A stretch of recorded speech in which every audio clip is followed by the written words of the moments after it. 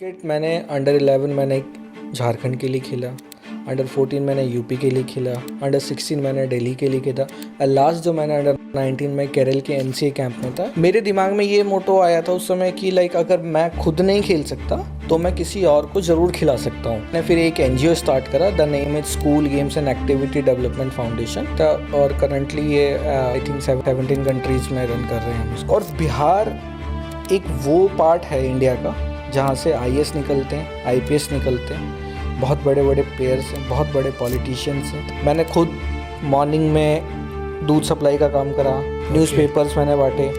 शिवम भाई, south India side में आपको लोग भगवान का दर्जा देते हैं, आपको आपकी फ़ोटोज़ को पूजा जाता है वहाँ पे, तो इस बारे में आप क्या कहोगे? कोई कभी ऐसा रिएक्शन रहा ही नहीं। आज भी सोशल मीडियाज़ पे बहुत से ऐसे मैसेजेस आते हैं जो देखकर मतलब एक तरीके से रोंगटे खड़े होने वाले मैसेजेस रहते हैं। तो अभी नेक्स्ट टारगेट क्या है आपका? नेक्स्ट वर्ल्ड चैम्पियनशिप, ओलंपिक्स देखते हैं, hope so next Olympic. Shivam भाई, इंडिया में स्पोर्ट कल्चर के बारे में आप क्या कहना चाहोगे? जो मेरा इनकम था उसका मैं 60% डोनेट करता हूँ। भाई, दोस्ती और प्यार में आपके हिसाब से क्या इम्पोर्टेंट है? दोस्ती।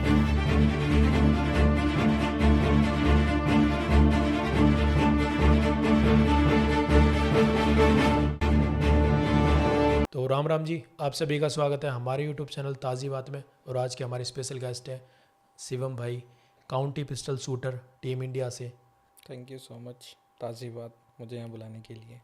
तो शिवम भाई, आप पहले क्रिकेट खेलते थे, तो आपने क्रिकेट छोड़ के स्विच कैसे किया एयर पिस्टल की तरफ?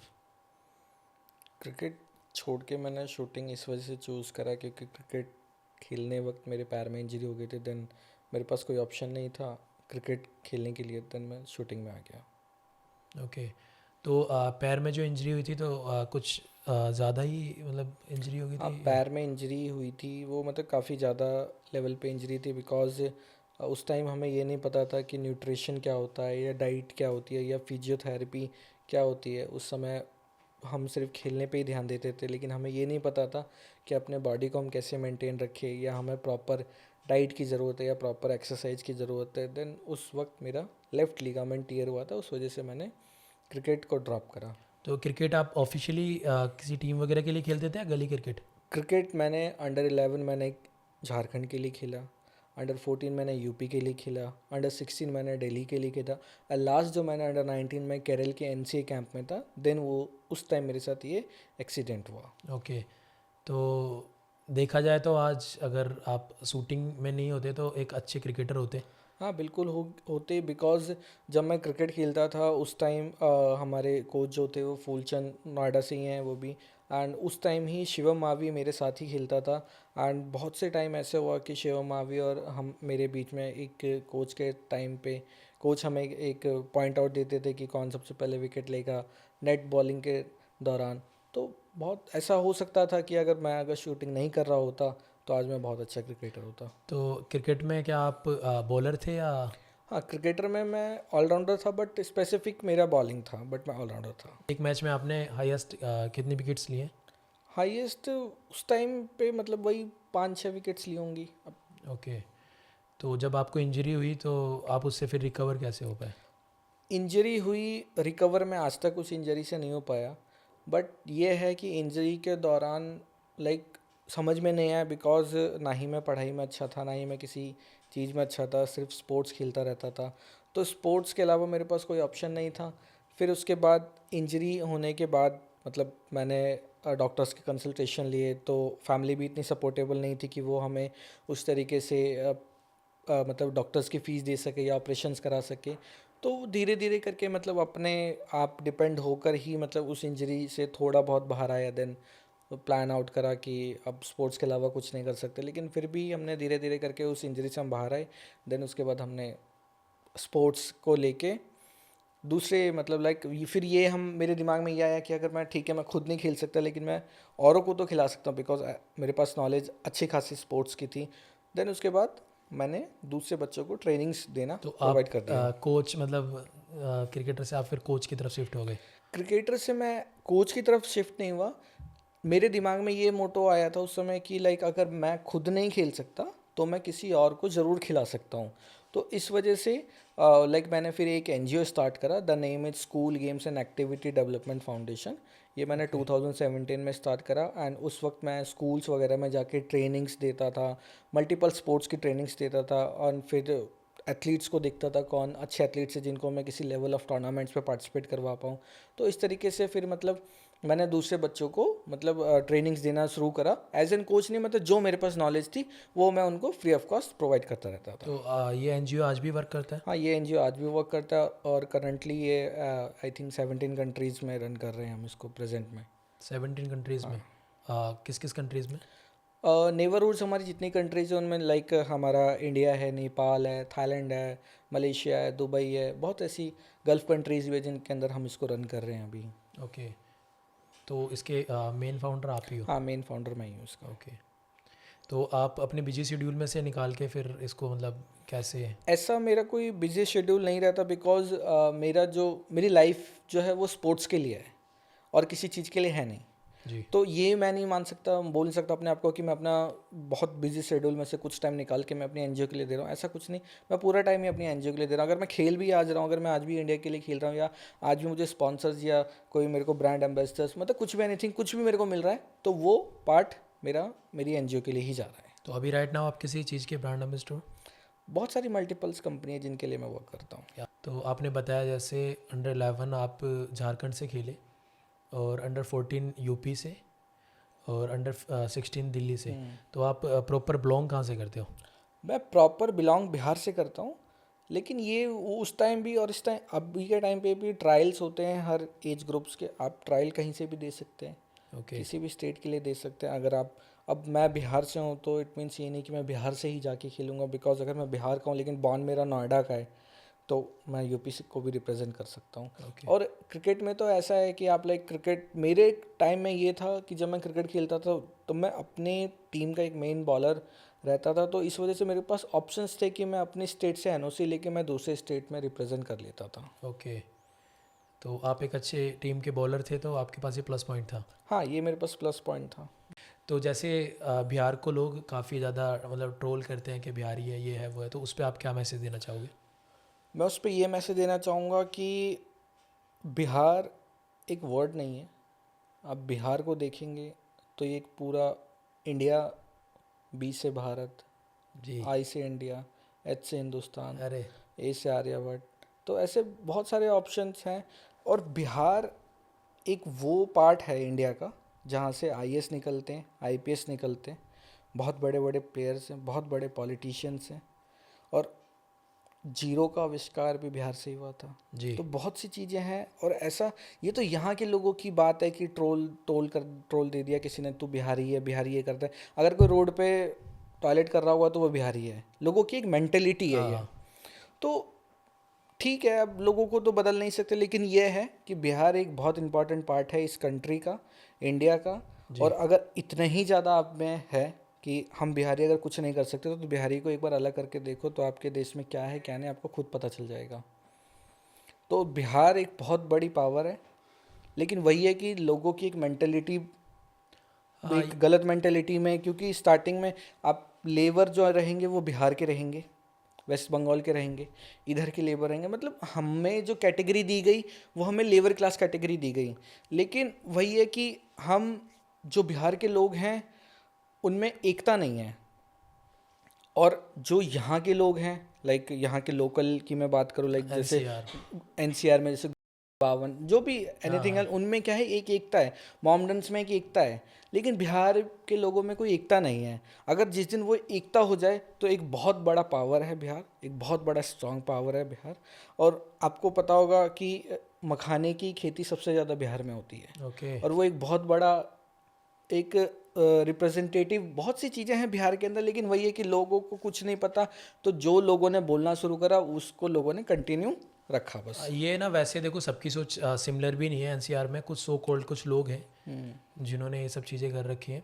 तो आप बिहार के लोगों की यूनिटी के लिए क्या बोलना चाहोगे? मैं बिहार की यूनिटी के लिए ऐसा नहीं बोलना चाहूँगा, मैं यहाँ के लोगों के लिए ज़रूर बोलना चाहूँगा कि आप एक तो अपनी मेंटेलिटी बदलो, ठीक है। आप किसको बिहारी कह रहे हो, आप एक बार वो देखो। आपके घर में काम करने वाला बिहारी आपका घर बनाने वाला बिहारी था, और आपके पालने वाला भी बिहारी था।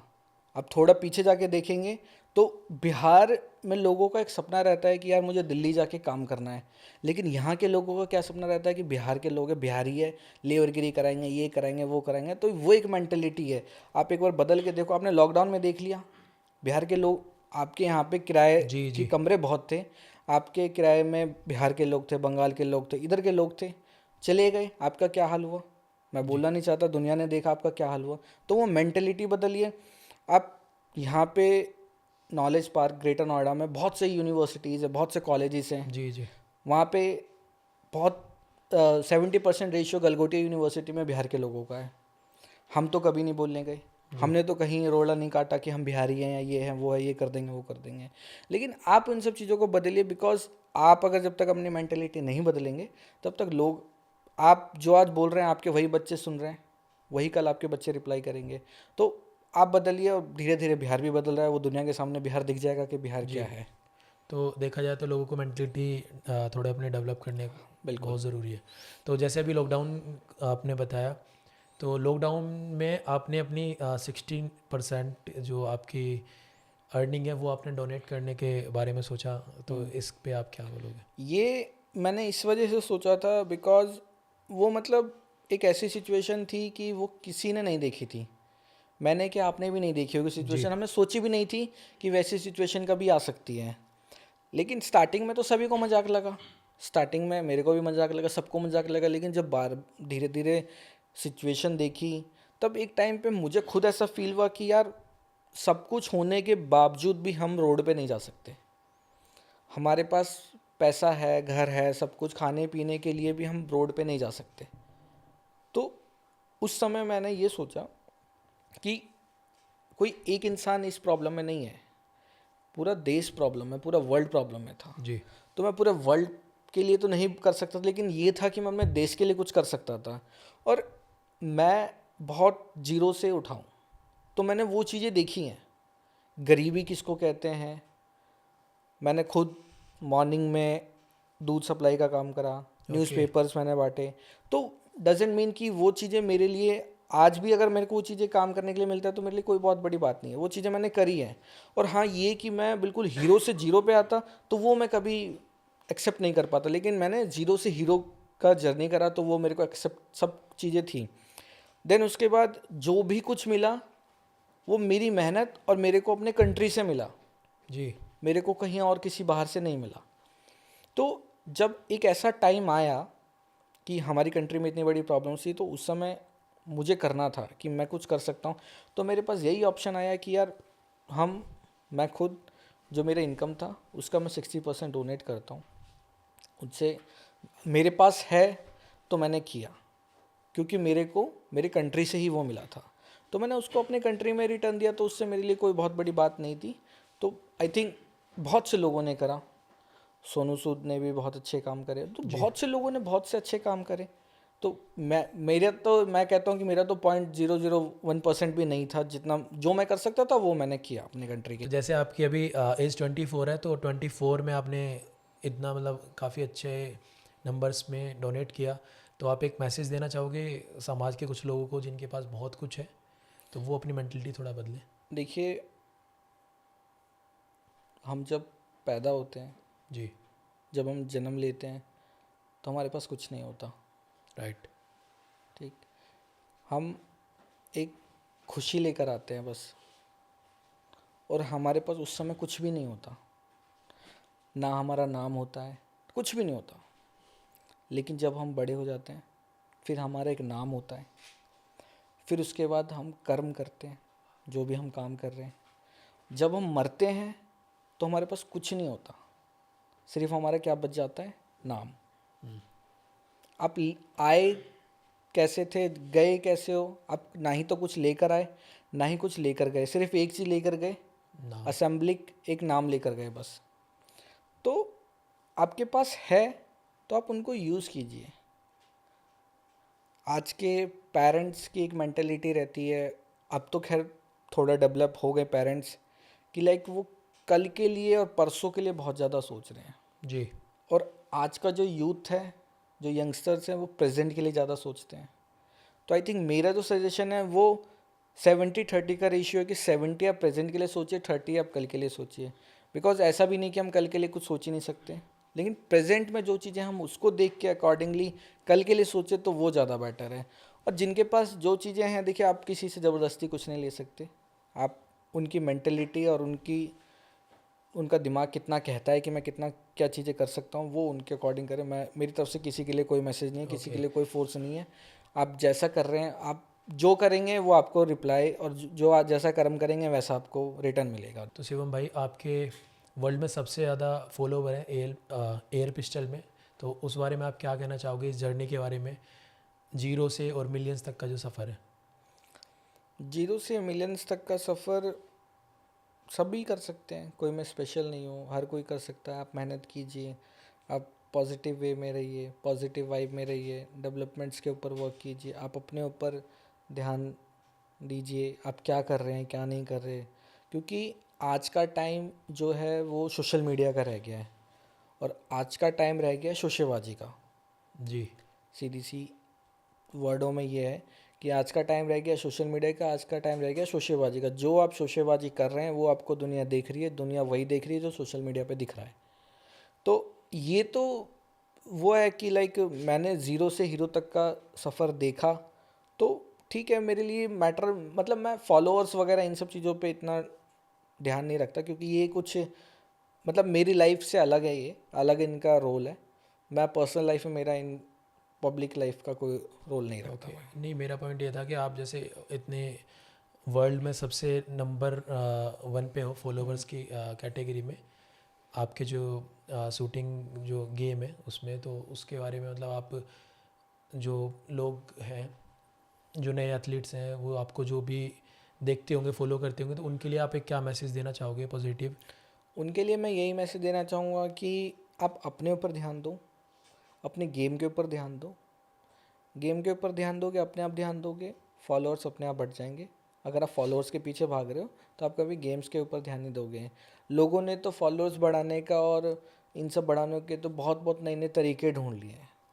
लोग सोशल मीडिया पे लड़ाइयाँ शुरू कर देते हैं, किसी को ट्रोल करना शुरू कर देते हैं, जिससे कि दो में इंगेज हो और हमारे पास वो फॉलोवर आ जाए। पब्लिसिटी आए।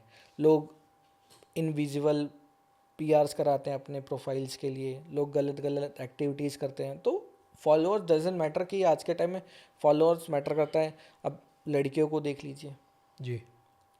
कोई कोई वीडियोस बहुत ज़्यादा वायरल हो जाती है, कोई वीडियो से बहुत ज़्यादा फॉलोअर्स गेन हो जाते हैं।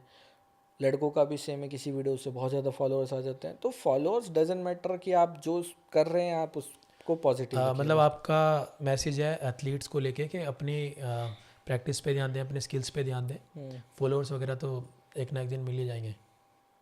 तो मेन चीज़ है कि भाई, जो भी एथलीट्स हैं, जो भाई को, शिवम भाई को फॉलो करते हैं, तो वो सिर्फ अपनी स्किल्स पे और मेहनत पे ध्यान दें। एक टाइम के बाद आप भी, आज अगर ज़ीरो पे हो तो आप भी मिलियन तक पहुंच सकते हो, वो आपके स्किल्स के साथ। शिवम भाई, अगर आप स्पोर्ट पर्सन नहीं होते तो क्या होते? अगर मैं स्पोर्ट्स पर्सन ही रहता तो मैं अपना फैमिली बिजनेस संभाल रहा होता। लाइक? लाइक स्टार्टिंग से ही, मतलब मेरे फादर 1985 में समथिंग नोएडा आ गए थे, तो उन्होंने यहाँ पे शॉप स्टार्ट करी थी। देन मैं उसको ही कंटिन्यू करता, बिकॉज मैं पढ़ाई में इतना अच्छा नहीं था, नहीं तो मेरे पास कोई अदर ऑप्शन होता नहीं स्पोर्ट्स के अलावा, तो मैं अपने फैमिली बिजनेस को ही रन कर रहा होता। अच्छा।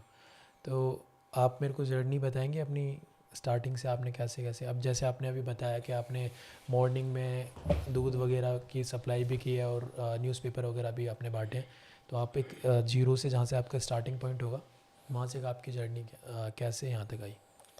स्टार्टिंग जो मेरा स्पोर्ट्स करियर था, स्टार्टिंग वो मेरे स्कूल टाइम से स्टार्ट हुआ। ओके।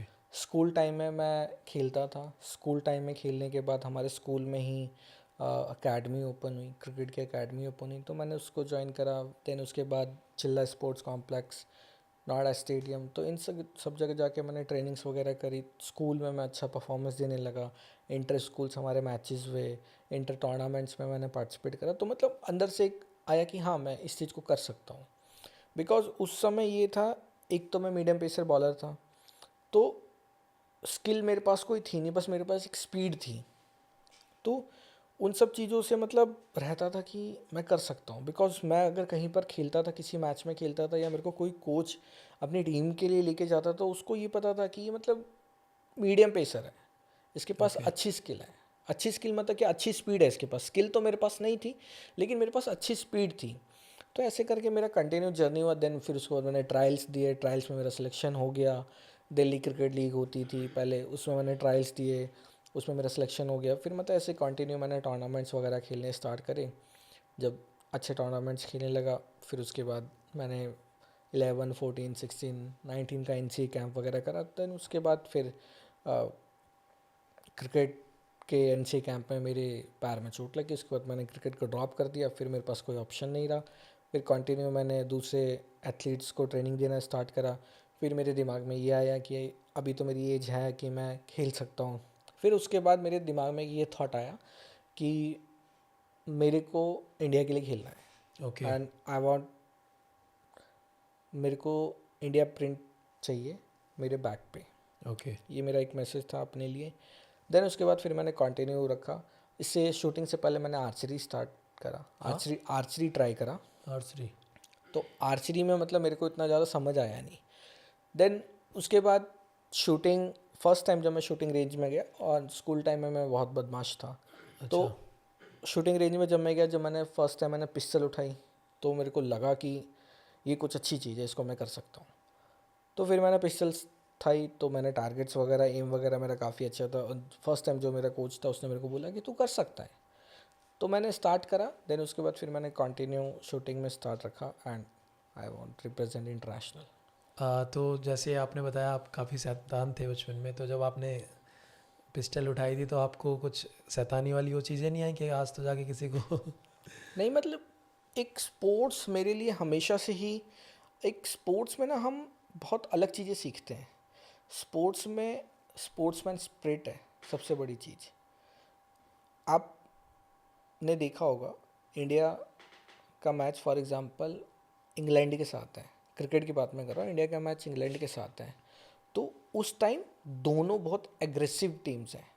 जी, दोनों के बीच में काफ़ी बातें भी हो जाती हैं, काफ़ी लड़ाइयाँ भी हो जाती हैं। अब सेम चीज़ आप देखिए कि IPL होता है, हम्म, उसमें इंडिया के भी प्लेयर्स होते हैं और इंग्लैंड के भी प्लेयर होते हैं, टीम अलग रहती है, हाँ, और एक ही टीम में एक खेलते ही भी टीम हैं, में खेलते हैं। हाँ, तो इसको हम स्पोर्ट्समैन स्पिरिट कहते हैं। ओके, स्पोर्ट्स ग्राउंड में जो हो रहा है वो कभी भी आउट ऑफ ग्राउंड चीज़ें नहीं होती, और जो हम स्पोर्ट्स से सीखते हैं वो हम कहीं किसी क्लास, किसी यूनिवर्सिटी, किसी कैंपस, कहीं कुछ नहीं सीख सकते। जो स्पोर्ट्स में है वो स्पोर्ट्स में। एंड स्पोर्ट्स वाली चीज़ें जो एक टीम को साथ में लेकर चलना, जो कैप्टन की एक रिस्पॉन्सिबिलिटी होती है, टीम कोचेस की एक रिस्पॉन्सिबिलिटी होती है, स्प्रिट्स जो उसमें यूज़ करे जाते हैं, तो एक बहुत बड़ी अलग चीज़ है, और वो कहीं हम नहीं सीख सकते, वो ओनली स्पोर्ट्स में ही सीख सकते हैं। तो शिवम भाई आपका डेली रूटीन क्या होता है?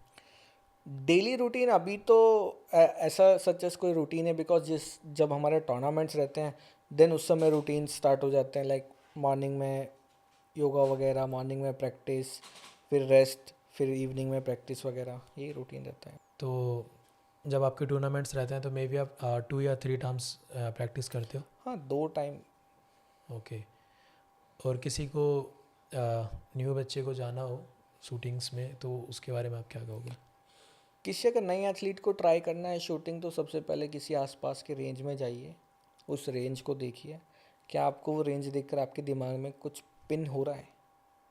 सबसे बड़ी चीज़ है, क्रिकेट के ग्राउंड में लोग जाते हैं, क्रिकेट में जाते ही लोग क्रिकेट पेट से तो सीख के नहीं आते, हाँ, पहले वो देखते ही हैं। जब उसमें देखते हैं कि कोई भाग रहा है, कोई बैट चला रहा है, एक छोटी छोटी स्किल्स में बता रहा हूँ, कोई भाग रहा है, कोई बैट चला रहा है, तो ऐसे ही तो उसके दिमाग में आता है यार मैं भी कर सकता हूँ। तो same as it is shooting में, शूटिंग रेंज जाइए, रेंज को देखिए, रेंज आपके दिमाग में बैठ रही या नहीं बैठ रही, फिर वहाँ पे एक बार ट्राई करके देखिए, आप कर सकते हैं।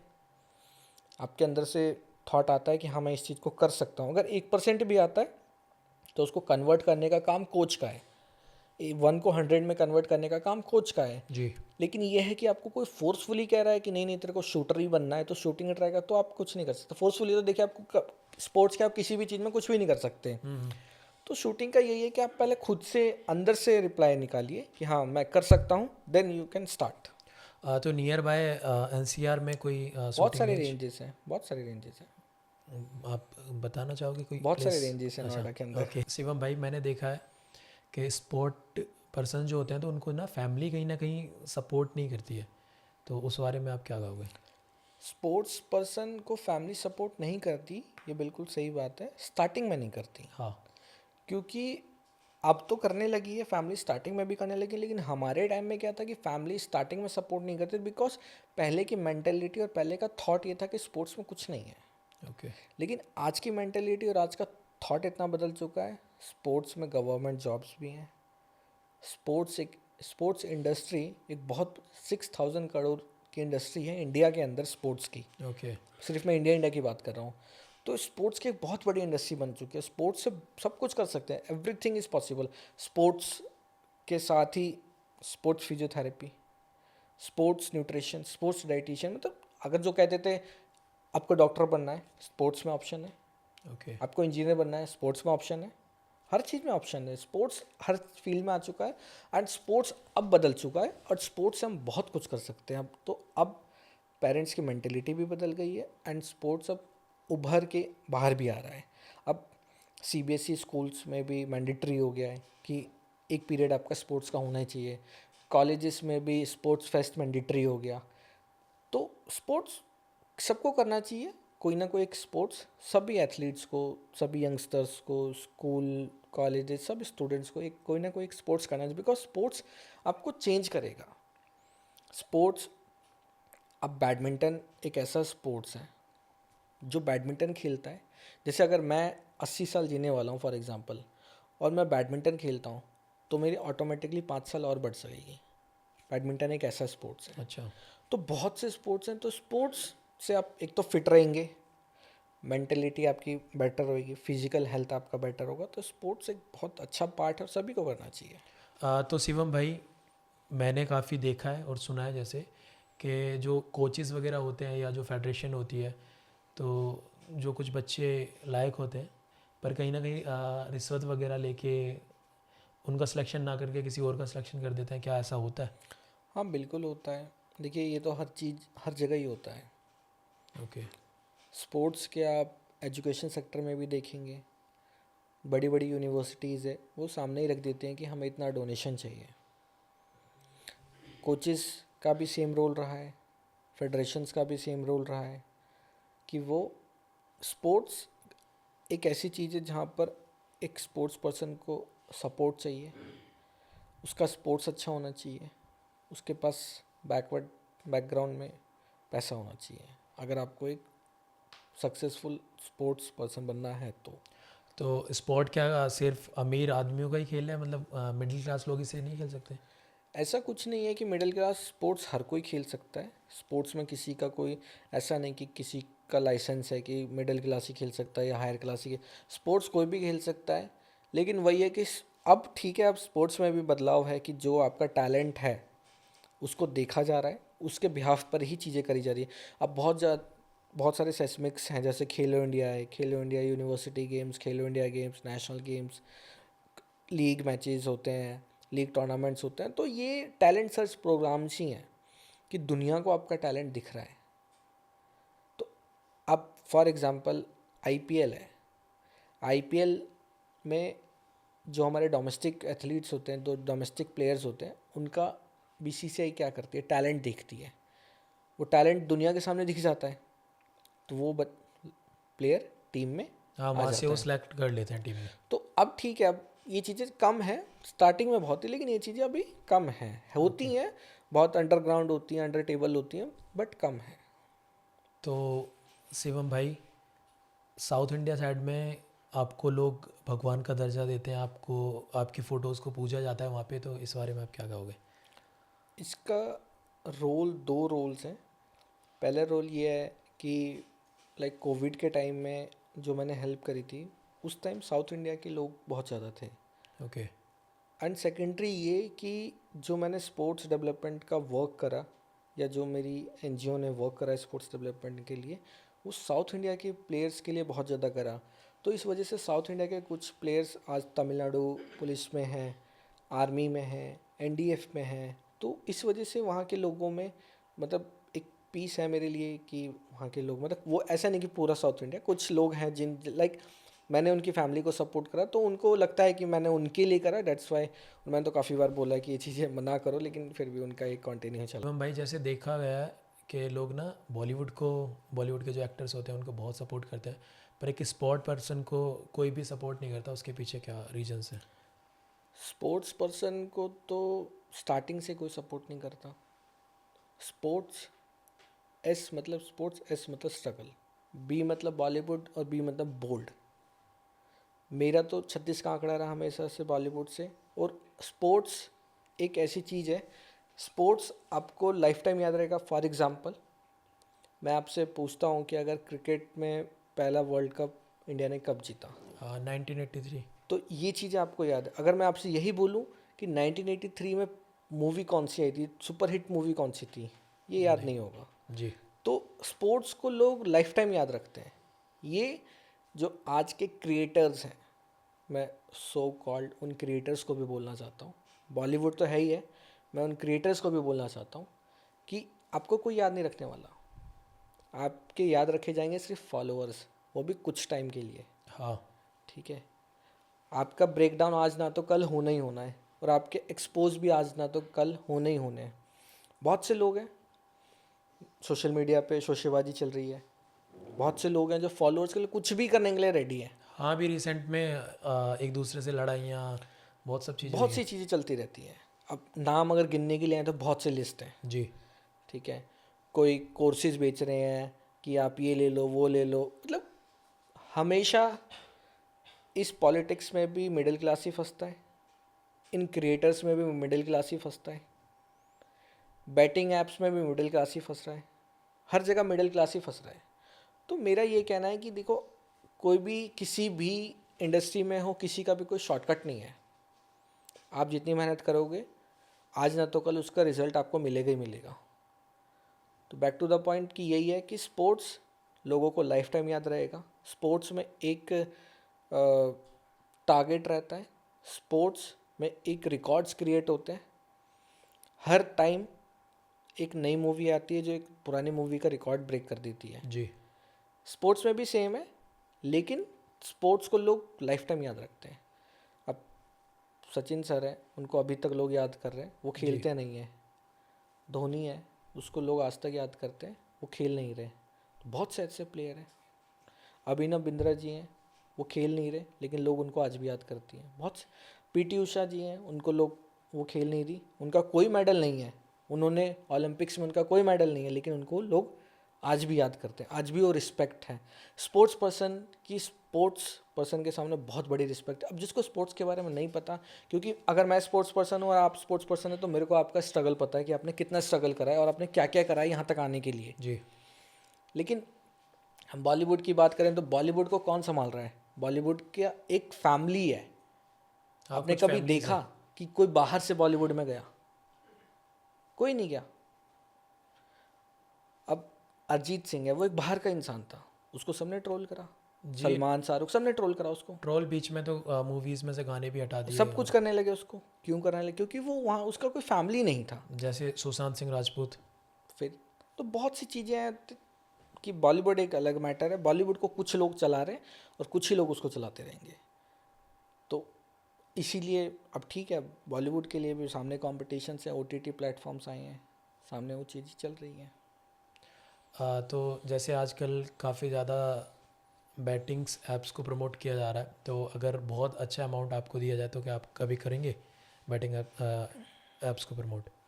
मैंने आज तक कभी करा नहीं और मैं आगे भी कभी करूँगा नहीं। शिवम भाई, आपकी प्रोफाइल में काफ़ी ज़्यादा एक हैशटैग देखा गया, रेंज रोवर, उसका क्या मतलब है? रेंज रोवर लाइक जो मेरी गर्लफ्रेंड थी, मैंने उसको एक हैशटैग दिया था, रेंज रोवर, ओके। बस। जब आपका ब्रेकअप हुआ तो मैंने देखा है अभी भी कुछ स्टोरीज़ में कहीं ना कहीं दिखता है कि आप अभी भी डिप्रेशन में हो, या अभी तक भी आप मूव ऑन नहीं कर पाए हो, तो इसके पीछे क्या? लाइक डिप्रेशन तो नहीं बोलेंगे, हाँ मूव ऑन एक ज़रूर बोल सकते कि मूव ऑन नहीं कर पाया, और मैं कभी करना भी नहीं चाहता। बिकॉज लव या प्यार, जिसको हम प्यार बोलते हैं, अटैचमेंट बोलते हैं, अटैचमेंट 100 बार हो सकता है लेकिन प्यार एक ही बार हो सकता है। तो ना ही मेरे को किसी और से अब वो अटैचमेंट्स हो सकती है, अटैचमेंट्स तो सो मैनी ऑप्शंस होते हैं, जी। लेकिन प्यार का सब जो है वो एक बार लग गया, और आई थिंक कि अब वो कभी नहीं चेंज हो पाएगा, और इन फ्यूचर देखते हैं क्या होगा, लेकिन प्रेजेंट में तो ऐसा कुछ है भी नहीं, और ना ही मैं चाहता हूँ कि मैं कभी मूव ऑन हूँ। बिकॉज अगर मैं मूव ऑन होता हूँ तो इट मीन्स कि मैं अपने आप से हार रहा हूँ, क्योंकि मैंने जो चीज़ें चाहिए, जो चीज़ें मैंने करना की सोची, वो चीज़ें मैं नहीं कर पा रहा। और प्यार एक ही बार होता है, बार बार होता नहीं है, तो तो दैट्स इट। आप कुछ मतलब आपके जो कुछ मोमेंट्स होंगे, कुछ आपके टाइम स्पेंड किया होगा आप दोनों ने एक साथ, कुछ आप उनको शेयर करना चाहोगे अच्छे जो? टाइम स्पेंड सभी के साथ जैसा रहता है, सेम सिमिलर ही, वो भी बस मेरे और उनमें एक ही सिमिलर था कि वी बोथ आर एथलीट, तो बस एक ये कॉमन चीज़ था। एंड ऐसा कुछ सच कुछ स्पेशल था नहीं, बस स्पेशल हमारे मेमोरीज हैं, दैट्स इट। तो आपका मतलब ब्रेकअप वगैरह कैसे हुआ? ये क्वेश्चन मेरा भी है कि मेरा ब्रेकअप कैसे हुआ, मेरे को खुद नहीं पता। अरे तो अगर आप देखो तो भाई जी को बता दो ब्रेकअप कैसे हुआ क्योंकि बहुत ज़रूरी है ये जानना, क्योंकि ना इंसान को पता ही नहीं होता कि दूसरा इंसान किस वजह से गया है और क्यों गया है। तो कम से कम एक मन में एक वो तो नहीं रहेगा कि भाई मेरी गलती क्या थी, या जो भी कुछ डाउट्स थे वो क्लियर होने बहुत ज़रूरी है। तो शिवम भाई, आप यंगस्टर्स को क्या मैसेज देना चाहोगे लव लाइफ के ऊपर? यंगस्टर्स को मैं यही मैसेज देना चाहूँगा कि लव लाइफ किसी का प्लान आउट नहीं रहता कि हम इस एज में आएंगे या इस एज में करेंगे। वो कभी भी कहीं भी किसी से भी हो सकती है, बट ये कि लव लाइफ का डिसीजन लेने से पहले एटलीस्ट आप एक दूसरे को जान लो, समझ लो, उसके बाद ही कोई डिसीजन लो। क्योंकि वो एक डिसीजन क्या पता आपकी लाइफ बदल भी सकता है, और वो एक डिसीजन क्या पता आपकी लाइफ को स्पॉइल भी कर सकता है। तो लव लाइफ के ऊपर तो मतलब अब मैं तो कुछ बोल ही नहीं पाता, बिकॉज मेरे साथ वो चीज़ें कंडीशंस हैं। लेकिन ठीक है, जितना मैंने समझा वो मैंने ये समझा कि इन सब चीज़ों को टाइम देना चाहिए, समझना चाहिए एक दूसरे को, कि ईच अदर्स आर इक्वल, हम दोनों इक्वल हैं उस लव में या नहीं है, क्या वन साइडेड हो रहा है, या देखिए, एक होता है देने वाला हम्म, और एक होता है लेने वाला। ठीक है। तो अगर हम लेने वाले हैं तो इट मीन्स कि हम झुक रहे हैं, और जो हमें दे रहा है वो मतलब हमसे बढ़ के है। हाँ। तो लव लाइफ में ये कभी चीज़ें नहीं होनी चाहिए कि ऊपर नीचे हो, पैरेलल हो, दोनों के साइड से सेम चीज़ें होनी चाहिए, और ठीक है बोथ आर एग्री तो आप उसको कंटिन्यू रख सकते हैं। तो मे बी ऐसे बहुत रेयर रिश्ते हैं जिनमें दोनों तरफ से इक्वल हो चीज़ें, नहीं तो मैंने जहाँ तक देखा है चीज़ों में वन साइड लव ही ज़्यादा होता है। कुछ टाइम तक चीज़ें चलती हैं, फिर एक टाइम ऐसा आता है या तो कोई कंडीशंस ऐसी आ जाती हैं जहाँ पे एक दूसरे को सपोर्ट नहीं कर पाते, या कह सकते हैं कि वो एक पॉइंट होता है कि निकलना किसी की लाइफ से, और एक बहाना, बहाना। बस एक बहाना देना कि ये कंडीशन है, मेरी फैमिली है, दोस्त है, या एक्स वाई जेड। तो इस बारे में क्या कहोगे आप? देखो, निकलने के लिए जिस इंसान को निकलना होगा वो निकल पहले ही जाएगा, बस उसको एक बहाना की वेट रहती है हाँ, एक कि वो राइट टाइम। बहाना, राइट टाइम, एक राइट सिचुएशन उसको चाहिए, एक टैग लगाने के लिए कि तूने मेरे साथ ये करा, that's why I am not with you. तो वो एक राइट टाइम चाहिए उसको, बस निकलने वाला तो निकल चुका है, वो तो बस आपके साथ टाइम स्पेंड कर रहा है, कि बस उसको एक मौका चाहिए कि उस मौके पर वो उस चीज़ को रिएक्ट करे। हाँ, मैंने देखा है बहुत केसों में ना, मतलब एक जो टाइम होता है, जब उसको टाइम मिल जाता है पॉइंट, तो उसको फिर वो ऐसा दूसरे बंदे के ऊपर डालते हैं कि भाई मतलब तू, मतलब दूसरे के ऊपर डाल के ब्लेम करते हैं कि भाई तूने ये किया वो किया, और उस बंदे को अपने आप में ही गिल्ट में डाल देते हैं, ना जाने उसने क्या क्या करा हो। देखिए, गिल्ट, खासकर मैं बॉयज़ के लिए मैसेज देना चाहूँगा, गिल्ट अपने आप पे करना तो एक बहुत बड़ी मतलब अ, मूर्खता वाली बात है। बिकॉज गिल्ट हम किस चीज़ के लिए करें, गिल्ट करने के लिए क्या उसके अलावा हमारे पास कोई ऑप्शन नहीं है? सबसे ऑप्शंस बड़ी हैं। चीज़ ये है कि हम एक कंडीशंस में आ जाते हैं, एक कंडीशन में बंध जाते हैं, हम चाहिए तो हमें यही चाहिए, जो एक वर्ड होता है कि नहीं यही, तो हमारे पास बहुत से ऑप्शंस हैं। हम उस चीज़ को बदल सकते हैं, अपने अंदर बदलाव ला सकते हैं। आपको गिल्ट किस चीज़ में दिखाया जा रहा है? क्या आप गरीब थे? आपको गिल्ट किस चीज़ में दिखाया गया है? आपकी फैमिली नहीं मान रही थी। और आई थिंक कि फैमिली से ऊपर तो लव लाइफ नहीं होनी चाहिए। First priority is family, then love life. और अगर आपको कोई ऐसा गिल्ट देकर गया कि तू गरीब था, तेरी वजह, तेरे पास ये नहीं था, तेरे पास गाड़ी नहीं थी, ये नहीं थी, वो नहीं था, इस वजह से मैं तेरे को छोड़ के गया, ठीक है, तेरे को रिप्लाई करना है तो उस चीज़ को करके दिखा। देखा जाए तो अगर जहाँ पे देखो गरीब वाली या ये पैसे वैसे की वाली बात आ रही है, तो कहीं प्यार था ही नहीं मेरी नज़रों में तो। हाँ, वो तो एक चीज़ है, तो बिल्कुल इक्वल ही है कि अगर आप किसी को ये सोचकर किसी को लव लाइफ में इंट्रोड्यूस कर रहे हैं कि तेरे पास गाड़ी होनी चाहिए, पैसा होना चाहिए, देन आई लव यू, तो वो तो प्यार है नहीं। वो तो फिर आपकी गाड़ी और आपके पैसों से प्यार करा जा रहा है। आपसे कौन सा प्यार करा जा रहा है? प्यार इट मीन्स प्यार एक सिचुएशन है। और प्यार, प्यार क्या है? प्यार तो किसी को समझ आया ही नहीं आज तक। प्यार तो वही है कि लाइक एक दूसरे की हेल्प, एक दूसरे की कंडीशंस को समझना, एक दूसरे के साथ स्टैंड लेना, इसी को प्यार बोलते हैं आई थिंक। हाँ, तो जो ये कंडीशंस होती हैं तो कुछ फ्रेंड्स होते हैं जो अपने मतलब लाइक ना, मैंने देखा है कि बहुत ज़्यादा बॉयज़ जो होते हैं वो अपने दोस्त को बहुत ज़्यादा इन सब चीज़ों में सपोर्ट करते हैं, पर कहीं ना कहीं वो आके अपनी गर्लफ्रेंड के चक्कर में एक दोस्ती को भी साइड कर देते हैं, ठुकरा देते हैं। तो आप इसमें क्या कहना चाहोगे कि एक फ्रेंडशिप गर्लफ्रेंड के चक्कर में चीज़ों को ख़राब जो कर देते हैं लोग? देखिए, ये तो कंडीशंस पे डिपेंड है कि कंडीशंस कैसी हैं। लेकिन जहाँ तक मुझे लगता है कि लड़के से दोस्ती और एक लड़की से दोस्ती, दोनों में बहुत अंतर है। दोनों की अलग सिचुएशंस हैं। ठीक, लड़के वहाँ स्टैंड ले सकते हैं जहाँ लड़कियाँ नहीं ले सकती, और लड़के लड़की के जाने के बाद भी स्टैंड लेंगे। लेकिन लड़की के जाने के बाद कौन स्टैंड लेगा? फिर भी आपको घूम के लड़के के पास ही आना है। तो आई थिंक लव लाइफ, या जब हम किसी रिलेशन में हैं, या तो आप उस रिलेशन को एकदम हिडन रखिए, पब्लिकली मत कीजिए। आपको लग रहा है कि मेरे फ्रेंड्स में उसकी वजह से कोई प्रॉब्लम क्रिएट होगी या कुछ सिचुएशंस आएंगी, या आप उसको हिडन कीजिए। या जब तक आप उसके साथ बिल्कुल कंफर्म नहीं है कि हाँ ठीक है, मेरे को इसके साथ ही सेटल होना है, जो भी कुछ है, देन उसके बाद उसको ठीक है पब्लिकली कीजिए। अपने पॉइंट्स रख दीजिए कि हाँ ठीक है भाई, ये मैं इसके साथ सेटल हूँ या मेरा इसके साथ फाइनलाइज है। देन बॉयज़ तो इक्वल है। बॉयज़ आपकी हर चीज़ में एग्री। आप अपने दोस्तों को प्यार से समझाओगे, क्या वो नहीं समझेंगे? लेकिन समझेंगे। समझाने वाले होने चाहिए ना। अब लड़कों का क्या, लड़कों का हमेशा सिक्स सेंस चलता है। हम किसी भी लड़की को देख के कुछ भी रिप्लाई कर देते हैं, क्योंकि वो जी। हम नहीं कर रहे हैं। हमारी आसपास की इन्वायरमेंट, जिस इन्वायरमेंट में हम रह रहे हैं, जैसे लड़कों के साथ हम रह रहे हैं, वहाँ से हमें वो रिप्लाईज मिल रहे हैं। हम अपने आप को रिप्लाई नहीं देते। हमने जो चीज़ें सुनी, जो चीज़ें हमने देखी, वही चीज़ हम कर रहे हैं। तो ये चीज़ें सारी कंडीशंस अलग अलग हैं कि आप कैसे कंडीशंस में रह रहे हैं, किस कंडीशंस में आप हैं। आप समझा सकते हैं, हर किसी को समझा सकते हैं, लड़का और लड़की हो, किसी को भी आप समझा सकते हैं। आप समझाइए कि ऐसी सिचुएशंस है, ऐसी चीज़ें हैं। हर कोई एक्सेप्ट करेगा, हर कोई एग्री करेगा। लव या इंटरकास्ट मैरिज होती है, कुछ भी होती है, उसमें क्या कंडीशंस होती हैं, आप समझाइए तो एटलीस्ट। लड़की के परिवार को क्या चाहिए? लड़का एक सक्सेस होना चाहिए, सेटल होना चाहिए। आप समझाइए तो एटलीस्ट, अपने परिवार को समझाइए कि हाँ वो इस लायक है, वो ये चीज़ें कर सकता है। तो आज की जनरेशन सिचुएशंस को नहीं समझती। आज की जनरेशन मैं में रहती है।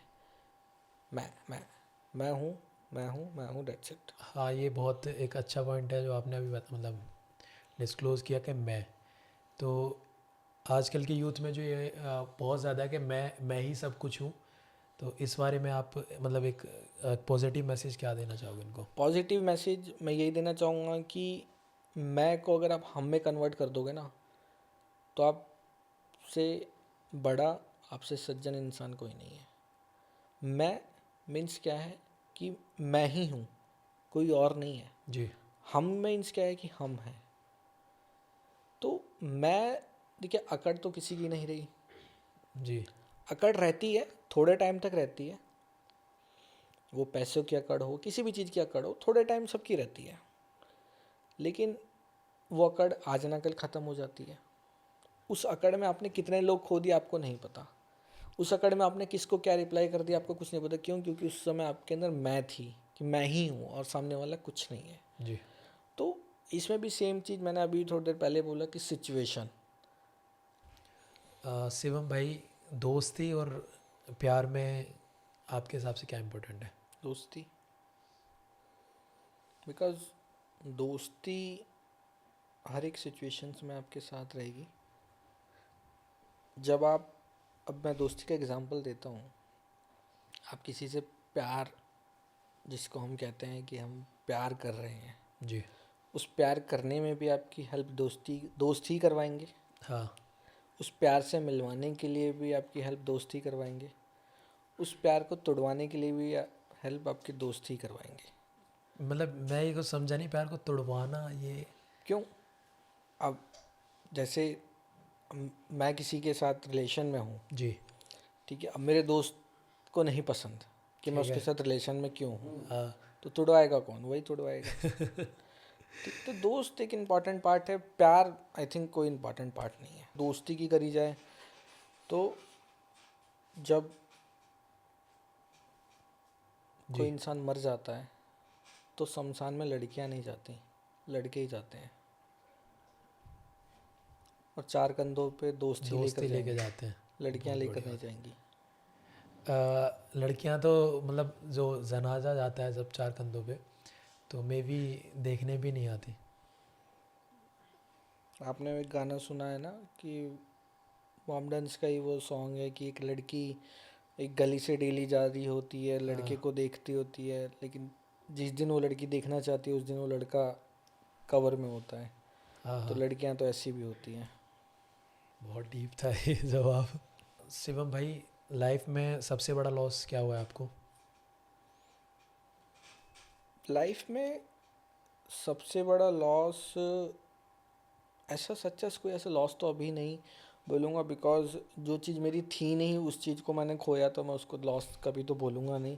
हाँ, ये बोल सकता हूँ कि लाइफ में मतलब लाइक मेरी ग्रैंड मदर थी, मेरी दादी थी, जी। तो सबसे बड़ा लॉस तो मैं नहीं बोलूँगा उनको, क्योंकि मैंने उनके साथ उतना टाइम स्पेंड नहीं करा, लेकिन जितना भी टाइम स्पेंड करा आज के टाइम में, अगर प्रेजेंट की अगर मैं सबसे बड़ी लॉस बोलूँ मेरे लिए, तो वो मेरी दादी थी। कि उनको मतलब लॉस, लाइक मैं ना पहले मतलब बॉडीज़ को देखकर बहुत ज़्यादा डरता था, मतलब डेड बॉडीज़ को, जलती हुई बॉडीज़ को देख के मतलब बहुत ज़्यादा एक डर रहता था। और अगर सामने में अगर किसी बॉडी को देख लेता, मतलब एक बच्चे भी थे और उस समय लाइक एक बहुत मतलब अंदर से ना एक स्ट्रॉन्ग पावर्स ख़त्म हो जाती थी। लेकिन दादी के केस में ये था कि दादी की अर्थी को भी मैंने उठाया, दादी की लाश जलती हुई देखी, तो मतलब एक वो पॉजिटिव, मतलब मैं अंदर से स्ट्रॉन्ग तो मैं बहुत ज़्यादा हो गया उन सब चीज़ों को देख के, लेकिन मैंने अपनी दादी को खोया। तो वो आज के टाइम में मेरे लिए वो एक बहुत बड़ा लॉस है कि मतलब दादी के साथ मतलब सही से मतलब मैंने टाइम नहीं दिया। तो शिवम भाई, आपकी लाइफ में एक टाइम ऐसा आ गया था कि जब आप सुसाइड अटैम्प्ट करने वाले थे, वो उसके पीछे क्या रीज़न था? उसके पीछे रीज़न वही मेरी गर्लफ्रेंड, वो रीज़न था। और वैसा सच एज़ मेरा कोई आज तक कोई रीज़न रहा नहीं। और सुसाइड ठीक है, उस समय चीज़ें नहीं पता थी, लाइक एक उस टाइम ये था कि नहीं मुझे रहना उसी के साथ है, लाइक उस समय इतना ना ही मेरे को पता था, वो चीज़ें बस एज एन फ्लो चीज़ें वो हो गई। और उस चीज़ का आज थोड़ा सा पछतावा होता है कि लाइक वो चीज़ें मैंने क्यों करी। शिवम भाई, जब आपने सुसाइड अटैम्प्ट किया तो उसके बाद एम्बुलेंस ने भी आपको ले जाने से मना कर दिया? एम्बुलेंस किसी भी सुसाइड बॉडीज़ को जब भी लेके जाती है जब उस बॉडीज़ के अगेंस्ट में उस बॉडी के लिए कोई एफआईआर लिखी गई हो, उसने क्यों सुसाइड करा है, कोई रीज़न होना चाहिए। आपका लास्ट मैसेज यही है कि आपको मतलब एक कम से कम एक रीज़न तो पता हो कि क्यों दूर हुए? हाँ, बस रीज़न पता होना चाहिए बस। शिवम भाई, एक सिचुएशन ऐसी आई कि लोगों ने आपको जान से मारने की धमकी भी दी, तो उस पे आपने क्या रिएक्ट किया? कोई रिएक्ट नहीं, मेरा सच कोई कभी ऐसा रिएक्शन रहा ही नहीं। आज भी सोशल मीडियाज़ पे बहुत से ऐसे मैसेजेस आते हैं जो देखकर मतलब एक तरीके से रोंगटे खड़े होने वाले मैसेजेस रहते हैं कि आपको कोई सामने से बोल रहा है जान से मारने के लिए, कोई सामने से ही आपको टोन तो चल दे रहा है कि मैं आपको मार दूंगा, ये कर दूंगा। देखिए, सबसे सीधी बात, जिसने मेरे को धमकी दिया, जो देने वाला है, तो प्लीज़ धमकी ना दे। करना है आपको सीधा कीजिए, ये धमकी कर देने से चुच्चू मुच्चू वाले हरकतें ना करें। तो इसके पीछे रीजंस क्या हैं? रीजंस कुछ भी हो सकता है, लोगों की चिढ़, मतलब आप इनने लोग उनकी नज़र में मैं लाइक, अब सेम सिचुएशन से वो भी होगा, सेम सिचुएशन से सेम गांव से फॉर एग्जांपल एक चीज़ ले लेते हैं, सेम जगह से वो भी है मैं भी हूँ, लोग मेरे को इतना चाह रहे, इतना प्यार दे रहे हैं, तो वो उसके दिमाग में तो आएगा यार इतनी जल्दी नेम फेम ये पैसा कहाँ से। मतलब तो सक्सेस से सक्सेस, एक सक्सेस पॉइंट को करके ही लोग ये चीज़ें एक्टिविटीज़ करते हैं, धमकियाँ देना, मारने की धमकी देना, मतलब ये चीज़ें ऐसे ही स्टार्ट होती हैं। शिवम भाई, आपकी नज़रों में सक्सेसफुल का क्या मतलब है? मेरी नज़रों में सक्सेसफुल का मतलब है पीस। ओके। आप में पीस है क्या उस सक्सेस को लेके? आप एक बहुत बड़े बिलियनर्स बन जाएं, वो मैटर नहीं करता। मैटर ये करता है कि आपकी लाइफ में पीस है। आप बिलियनर्स बन गए, बहुत बड़ी बात है, लेकिन क्या आप ढंग की नींद ले पा रहे हैं? आप क्या किसी गली में निकल सकते हैं? सक्सेस बहुत तरीके की सक्सेस है। जी। सक्सेस जो हमने स्ट्रगल करा वो सक्सेस, और हर एक सक्सेसफुल पर्सन के पीछे बहुत से राज होते हैं। क्या वो सक्सेस अपने फैमिली से लेकर आया है? क्या वो सक्सेस अपनी मेहनत से लेकर आया है? क्या वो सक्सेस उसके पैसे वाले सक्सेस? क्या वो सक्सेस उसका दिखावा सक्सेस है?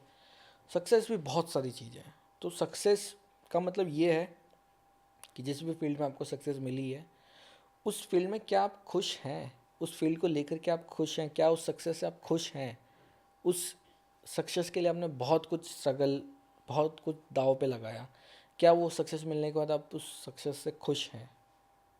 मतलब देखा जाए तो सक्सेस का मेन मोटिव वही है कि पीस होना चाहिए, बिल्कुल। जो कि एक नॉर्मल सक्सेसफुल आदमी नहीं होते। मतलब ना, वो और ज़्यादा सक्सेसफुल की रेस में भागते रहते हैं और अपनी फैमिलीज़ को भी टाइम नहीं दे पाते, खुद को भी टाइम नहीं दे पाते। और सबसे बड़ी बात ये कि मैं अगर आपसे पूछूं तो आप मेरे को किसी एक इंसान का नाम बता दीजिए जो सक्सेसफुल हो। कोई भी नहीं है। सब, अगर मैं आज मिलियनर हूँ तो मैं कल बिलियनर बनना चाहता हूँ। तो सक्सेस का कोई फुल स्टॉप भी नहीं है कि यहाँ पर जाके एक टैग लग जाएगा आपके ऊपर कि आप एक सक्सेसफुल आदमी हैं। तो सक्सेस का कोई एक स्टेज भी नहीं है राइट। कि इस स्टेज पे जाके, अब एथलीट्स है फॉर एग्जांपल, तो एथलीट्स के लिए सबसे एक स्टेज मैं बता सकता हूँ, एथलीट के लिए सबसे लास्ट स्टेज है ओलंपिक्स मेडल। ओलंपिक्स। उसके बाद कोई उससे बड़ा कोई टूर्नामेंट नहीं है। जी। ठीक। अब नीरज चोपड़ा है, जी। उसका मेडल आ गया, तो क्या उसने टोक्यो के बाद पेरिस ओलंपिक्स नहीं खेला? टोक्यो में तो सक्सेस हो गया था वो, जी। पेरिस क्यों खेला उसने? तो सक्सेस का कोई फुल स्टॉप भी नहीं है। जैसे मैंने देखा है नीरज चोपड़ा जी के साथ आपकी काफ़ी फ़ोटोज़ हैं, स्टोरीज़ हैं, आप उनके साथ काफ़ी टाइम स्पेंड करते हैं, तो क्या आप उनसे क्या मोटिवेट होते हैं? और ऐसा नहीं कि Neeraj Chopra is special for me, मेरे लिए सभी एथलीट्स इक्वल हैं। बस ये है कि जो मुझसे जो सीनियर एथलीट्स हैं, मैं उनसे नई चीज़ें सीखता हूँ, नई वाइब्स आती हैं उनके साथ। एंड एक सक्सेसफुल एथलीट्स के साथ कभी आप टाइम स्पेंड करेंगे ना, तो आप एक अलग पॉजिटिव वाइब में रहेंगे। एंड मुझे इंटरेस्ट है कि मैं, अगर मेरे को कोई बोले कि आप पूरा दिन किसके साथ स्पेंड करना चाहते हैं, तो मैं ये बोलूँगा कि मैं पूरे दिन एथलीट्स के सर्कल में रहना चाहता हूँ, क्योंकि वहाँ एक अलग एनर्जी है, एक अलग पॉजिटिव वाइब है। और मेरे को कभी इंटरेस्ट नहीं है कि मैं किसी आर्टिस्ट के साथ या किसी बॉलीवुड के किसी एक्टर एक्ट्रेस किसी के साथ स्पेंड करूँ। मुझे कभी पसंद ही नहीं है। मैं स्पोर्ट्स पर्सन हूँ एंड आई लाइक स्पोर्ट्स, और मुझे बहुत पसंद है कि मैं एथलीट्स के इर्द गिर्द रहूँ। और बहुत से एथलीट्स के साथ मैं मिला हूँ, बहुत एथलीट्स के साथ मैंने बहुत अच्छे प्रोजेक्ट्स भी करे हैं, बहुत अच्छे टूर्नामेंट्स भी ऑर्गेनाइज करे हैं, उनको अपने टूर्नामेंट्स में भी बुलाए हैं। तो एक अच्छी पॉजिटिव वाइब रहती है मेरे लिए। कोई ऐसा स्पोर्ट पर्सन जिससे आप इन फ्यूचर मिलना चाहते हो? अभिनव बिंद्रा से आप मिलना चाहते हैं, तो उनकी कुछ कुछ खास चीज़ें? खास चीज़ें ये कि लाइक शूटिंग, सच ऐसा भी नहीं बोल सकते कि उनके पास मेडल है राइफल में, लेकिन मेरे वो इवेंट के भी नहीं है, लेकिन ये है कि शूटर्स का एम और टारगेट सेम ही रहता है। तो मैं उनसे मिलूँगा, और एक आप कभी भी देखेंगे कि जो सक्सेसफुल एथलीट या सक्सेसफुल कोई आदमी जो सक्सेस की राह पर चल रहे हैं, उनका वर्ड्स और उनके समझाने का तरीका वो एक बहुत डिफरेंट रहता है। एंड आई नो कि मैं जब भी उनसे मिलूँगा तो वो कुछ मुझे पॉजिटिव चीज़ें ही बताएंगे, अच्छी चीज़ें ही बताएंगे, जिनको मैं अपनी लाइफ में इनबिल्ड करूँगा। तो एंड होप सो मैं और मेडल्स इंडिया के लिए ला के दूँ। तो अभी तक आप इंडिया के लिए टोटली कितने मेडल्स लेके हैं? टोटली मैं 29 मेडल्स दे चुका हूँ। किस किस कंट्रीज़ में आपने इंडिया को रिप्रेजेंट किया है? मैंने सबसे पहले मैंने रिप्रेजेंट करा था Sri Lanka, Nepal, Malaysia, Thailand, Dubai. ये बहुत सी कंट्रीज जहाँ जहाँ पे मैंने इंडिया को रिप्रेजेंट करा। हाँ, तो आपका एशियन में भी मेडल आया था, हाँ, उसके पीछे की कुछ जर्नी आप बताना चाहेंगे एशियन गेम्स? जर्नी कोई सच कोई जर्नी नहीं है। लाइक वो एक पॉइंट्स होते हैं कि आप का इंटरनेशनल में मेडल है तो आप एशियन रिप्रेजेंट कर सकते हैं, एशियन में मेडल होगा वर्ल्ड चैम्पियनशिप रिप्रेजेंट कर सकते हैं। तो ये कंटिन्यू ऐसे ही चलते रहते हैं। तो अभी नेक्स्ट टारगेट क्या है आपका? Next world championship.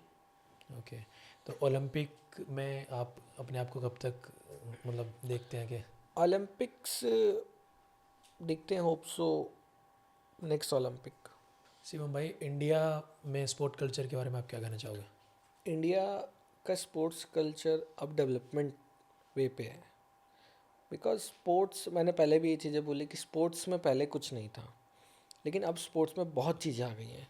तो इस वजह से स्पोर्ट्स कल्चर अब कंटिन्यू आगे ही बढ़ रहा है और लार्ज स्केल में ही बढ़ेगा। धीरे धीरे आप स्पोर्ट्स में देखेंगे कि स्पोर्ट्स एक अलग इंडस्ट्री बन रही है धीरे धीरे, और स्पोर्ट्स एक अलग पावर में है। एथलीट्स को जब इंजरी हो जाती है तो उससे वो बाहर कैसे आए, इंजरी रिकवर एथलीट्स, कैसे करें? हाँ, एथलीट्स की इंजरी मैटर करती है कि कैसी इंजरी है वो।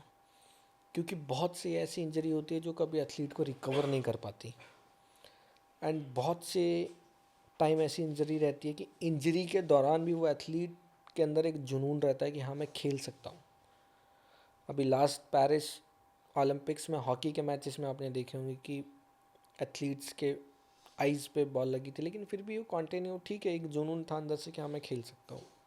क्योंकि वहाँ बात किसी इंटर स्कूल या किसी इंटर कॉलेज या इंटर स्टेट की बात नहीं थी, वहाँ हमारी कंट्री की बात थी। जी, कंट्री को रिप्रेजेंट। एंड इंजरी की बात करूँ तो आपको अगर ध्यान होगा, युवराज सिंह कैंसर से जूझ रहा था जी, जब उन्होंने मैचेस खेले। तो एथलीट इंजरी को भी छुपा सकते हैं जितना वो छुपा सकते हैं, जितना वो छुपा पाते हैं उतना वो छुपाते हैं, और जब तक वो खेल सकते हैं वो खेलते हैं। एथलीट का गेम खेलते टाइम शिवम भाई माइंडसेट कैसा होना चाहिए? पॉजिटिव एम होना चाहिए उसका। एंड कभी भी कोई भी एथलीट खेले तो ये समझ के ना खेले कि मुझे जीतना है, वो कि ये समझ के खेले कि मुझे अपना 100% देना है। रिजल्ट सोच के ना खेले, वो अपना ये सोच के खेले कि मेरे को अपना 100% देना है। अगर उसने अपनी 100% की मेहनत करी है तो उसका रिजल्ट 100% आएगा ही आएगा। शिवम भाई, जैसा आपके आईडी पे भी देखा, आप ट्रैवल बहुत करते हैं और आप स्पिरिचुअलिटी में बहुत बिलीव रखते हैं, तो इस बारे में आप क्या कहोगे? ट्रैवल करना मुझे अच्छा लगता है, एंड स्पिरिचुअलिटी में मैं बिलीव इसलिए करता हूँ बिकॉज़ मैं जब बहुत ज़्यादा अपने आप से परेशान हो जाता हूँ तो मैं ऋषिकेश या किसी भी मंदिर वगैरह जाकर वहाँ पे मेरे को एक पीस मिलता है कि मतलब जो मेरी भगवान से रिक्वेस्ट रहती है कि यही कि जिस कंडीशन में मैं हूँ उस कंडीशन से मुझे निकाला जाए और मुझे अच्छे वाइब में लेकर ढाला जाए, कि मैं अच्छे तरीके से इस चीज़ को कंटिन्यू, या अगर मैं किसी स्ट्रगल पीरियड में हूँ तो मैं उसको कंटिन्यू स्ट्रगल करूँ बट एक अच्छे वाइब में करूँ। और जैसे फॉर एग्जांपल ऋषिकेश, जी, तो ऋषिकेश में जब भी जाता हूँ तब भी मैं ये भूल जाता हूँ कि मैं शिवम ठाकुर हूँ। मैं ये याद रखता हूँ कि मैं कहाँ हूँ, और वहाँ की चीज़ें मैं देखता हूँ, वहाँ के जो बाबा होते हैं मैं उनको देखता हूँ, उनकी कंडीशंस देखता हूँ, तो वहाँ से एक अलग पॉजिटिव वाइब अंदर से आती है कि यार वो भी तो एक इंसान है, कि वो स्ट्रगल कर रहे हैं, इतना जी रहे हैं, इतना सब कुछ कर रहे हैं, और हमारे पास सब कुछ हो जाने के बाद भी हम कह रहे हैं कि हमारे पास कुछ है ही नहीं। तो वहाँ से मैं पॉजिटिव वाइब लेकर आता हूँ और अपने अंदर इनबिल्ड करता हूँ, फिर मैं उसको बाहर दिखाता हूँ। तो ऋषिकेश वगैरह में कोई ऐसे कुछ पॉइंट्स आप मेरे को बताओगे जहाँ पे जाके एक जो बंदा परेशान या डिप्रेस है वो ऐसे ऐसा कुछ। तो सच कोई पॉइंट नहीं है, बस ये है कि देखिए हर जगह वाइब्स की बात होती है ना। हर जगह वाइब की बात है, आप वाइब कितनी मैच कर रहे हैं वहाँ पर। ऋषिकेश एक स्पिरिचुअल प्लेस है, लेकिन उनको लोग आज प्री वेडिंग के लिए यूज़ कर रहे हैं, हनीमून्स के लिए यूज़ कर रहे हैं। तो लोगों के को तो कुछ बोल नहीं सकते। अब बाकी सब हमारी वाइब्स के ऊपर है कि हमारे अंदर कैसी वाइब्स हैं। एक स्पोर्ट पर्सन के हिसाब से अपनी स्टडी और गेम को कैसे मैनेज करें। एक स्पोर्ट्स पर्सन के हिसाब से देखिए, स्पोर्ट्स और स्टडी कभी एक साथ तो नहीं चल सकती। एंड कोई अगर बच्चा स्कूल में है तो उसको टाइम आफ्टर स्कूल ही मिलेगा स्पोर्ट्स के लिए। जी। ठीक है, डिपेंड करता है कि वो कैसा उस स्पोर्ट्स में है।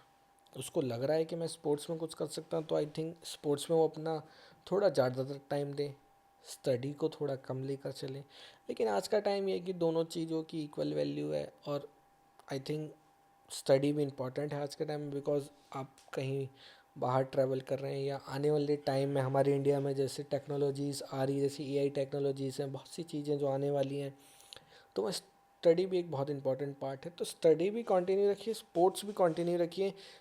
ये देखिए कि आपके लिए स्पोर्ट्स ज़्यादा इंपॉर्टेंट है या स्टडी ज़्यादा इंपॉर्टेंट। अगर स्टडी ज़्यादा इंपॉर्टेंट है तो उसको जो थोड़ा टाइम ज़्यादा दीजिए, स्पोर्ट्स ज़्यादा इंपॉर्टेंट है तो उसको टाइम दीजिए। क्योंकि स्पोर्ट्स टाइम मांगता है, स्टडी भी टाइम मांगते हैं, दोनों इक्वली है। And study I think school time तक एक फ़िक्स टाइम रहता है कि हमें हमारे स्कूल की छुट्टी 2 बजे तक होएगी। लेकिन जी। कॉलेज टाइम में ये रहता है कि आपके पास थोड़ा एक्स्ट्रा टाइम रहता है स्पोर्ट्स के लिए। तो उन सब चीज़ों में आप अपने आप को ज़्यादा प्रेजेंट कर सकते हैं। शिवम भाई, दादी की कोई यादगार स्टोरीज हैं जिनको आप शेयर करना चाहें। दादी की अ, यादगार स्टोरीज़ तो बहुत सी हैं। लाइक मतलब दादी अपने बच्चों को, मतलब अपने बेटों को कुछ ना कह के वो मुझसे कहा करती थी कि मेरे को ये चाहिए या मेरे को ये ला के दो, वो ला के दो। तो मतलब एक दादी से मेरा एक अलग बॉन्ड था। लेकिन मैंने जितना भी टाइम स्पेंड करा वो मेरा एक बहुत अच्छा टाइम था, और सारी बातें मेरे को दादी की याद आती हैं और याद रहती हैं दादी। मतलब बड़े लाडले रहे हो आप दादी के। हाँ। जैसे आपने अभी बताया प्यार और दोस्ती में आपने दोस्ती को ऊपर रखा, तो दोस्ती में कुछ ऐसी चीज़ें हुई कभी जो आज तक आपको याद हो। हाँ, दोस्ती में बहुत सी चीज़ें होती हैं। लाइक एक टाइम था, एक बार मतलब हमारी ऑर्गेनाइजेशन के ऊपर एक लीगल एक्टिविटी हुई थी। तो उस समय मेरे दोस्त ही मेरे काम आए। दोस्त मेरे लिए लॉकअप में गए। तो ओके। बहुत सी टाइम है कि लाइक दोस्त, देखिए दोस्ती एक बहुत इंपॉर्टेंट पार्ट है हर लड़कों की लाइफ में। दोस्ती एक बहुत इंपॉर्टेंट पार्ट है। एंड आई थिंक जिसके पास दोस्त नहीं है वो लड़के ही नहीं है। उनकी गिनती लड़कों में कभी हो ही नहीं सकती जिनके पास दोस्त नहीं है। अच्छा। बिल्कुल। तो कहीं ना कहीं आप मैसेज देना चाहते हैं, मतलब जो भी लड़के हैं तो एक अच्छा दोस्त बनाओ, बहुत हाँ, ज़रूरी है। दोस्त अच्छा बनाओ। एंड दोस्ती में मैं ये एक और चीज़ बोलूँगा कि लाइक इफ़ मेरा कोई दोस्त है तो मैं उससे कभी कुछ एक्सपेक्ट नहीं रखता। मैं जो कर सकता हूँ वो मैं करूँगा, जितना मैं कर सकता हूँ उतना मैं करूँगा। लेकिन मैं सामने से उससे कोई एक्सपेक्ट नहीं रखूँगा कि नहीं, अगर मैंने तेरे ऊपर 100 रुपये खर्च करे हाँ, तो तो तू तू भी भी मेरे कर। पे 100 रुपये खर्च कर। मेरा बनता है तो मैंने तेरे पे 100 रुपये खर्च करे।